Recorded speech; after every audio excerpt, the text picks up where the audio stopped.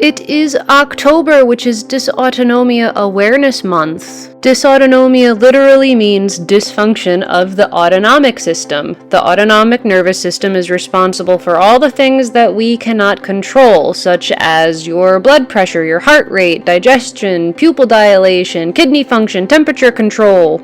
Bodies with dysautonomia have a lot of trouble regulating these functions that you usually don't have to think about it. It's annoying at best, but dangerous at its worst.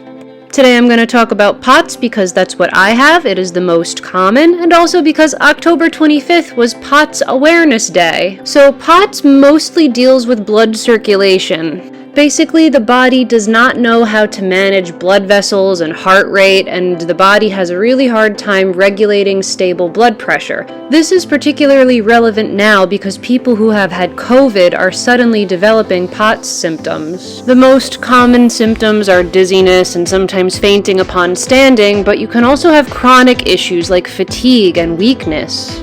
Dysautonomia tends to overlap with a lot of other illnesses, such as Ehlers-Danlos syndrome and fibromyalgia. I have those also. As I said, at its best, it's just mildly annoying, but at its worst, it can really interrupt your day-to-day life. It is especially disruptive when you're trying to be a ballet dancer. It can make you dizzy and feel like you're going to faint every time you bend forward or do a port-de-bras or a penché. You can feel exceptionally dizzy and lightheaded anytime you turn. And we tend to fatigue a lot faster than our peers because our cardiovascular system just does not know how to handle the physical load of jumping. So I am not a medical professional, but I'm going to share the tips that help me. I always have to get a good night's sleep. People with chronic illness need more restorative sleep than the average person. We also need more because we're athletes. I'll drink calming herbal teas to help me fall asleep. I have a lot of salt in my diet. That's why I'm the salty sugar plum. I need to have a lot of salt or else my blood pressure drops dangerously low. Since I'm vegan, I don't get the same cholesterol that most people get in their diet, so I add a lot of fat. It also metabolizes slowly, so if I were to eat just carbs, my blood sugar would drop and I would feel tired. If you don't like the idea of drinking and eating straight up salt, there are alternatives out there. I like to add electrolyte drink mixes to my diet. They have sodium, potassium, B vitamins. They help me feel hydrated and a little extra energized when I dance. I use Liquid IV just because it's easy for me to buy in bulk, but there are other brands out there with different flavors if you want to explore. My favorite flavors are piña colada, guava, and apple pie. I sometimes drink up to 3 of these a day, and it really does help. Coffee is a great way to keep your blood pressure elevated. It is a vasoconstrictor, which means it will keep your blood pumping up and out of your legs. Be careful, it can give you heart palpitations though. You should also not rely on coffee to give you energy. Coffee does not add energy, it simply blocks your brain from feeling tired, which is why you crash afterwards. So be extra careful and make sure you're actually getting your energy from food. So now that we are salty and hydrated and caffeinated, these are some things I do right before I leave for class or rehearsal.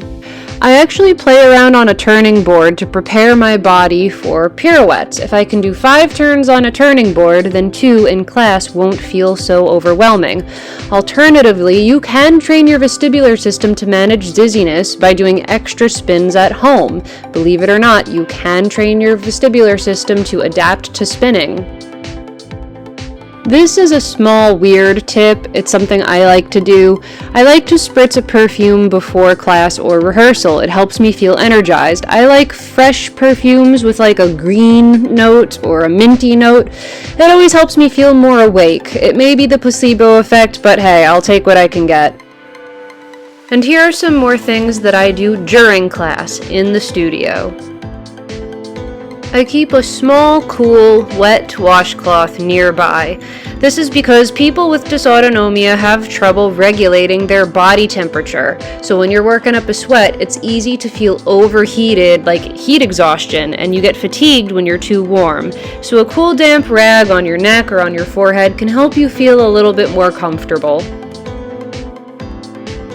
Whenever I do a port-de-bras or a penché, I keep my head up and my eyes up. You may have to make sure your teacher knows this or they're going to correct you because it looks a little silly. Anytime your head goes below your heart, try to keep your head up, or at least your eyes up, very slightly. I also conserve my energy by marking the jump combinations. There's no way I could do it full out every time. And when you're jumping, it's important to remember that your heels come down in your plie and you push off from the whole foot. When we get tired, we tend to grip our quads and stay in our toes. But when we do that, we lose the power of our butt. You hear it all the time, your butt is one of your biggest and strongest muscles in your body, so make it work for you.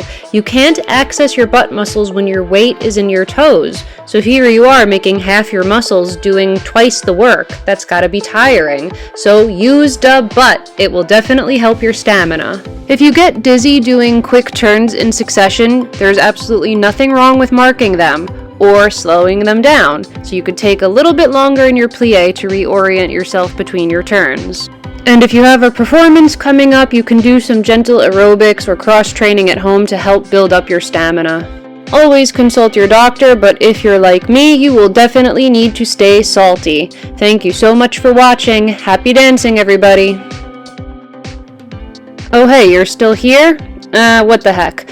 While I'm out here in central Pennsylvania, I'm learning that there are no professional ballet companies near me. I want to start a small company or project with my friends and invite them out here for a few weeks at a time to perform some choreography and make some dance videos to share. In order to pay the dancers and pay for their housing while they're out here, I'm thinking of making a Patreon account, and I will give special access to anybody who donates, so keep an eye out for that.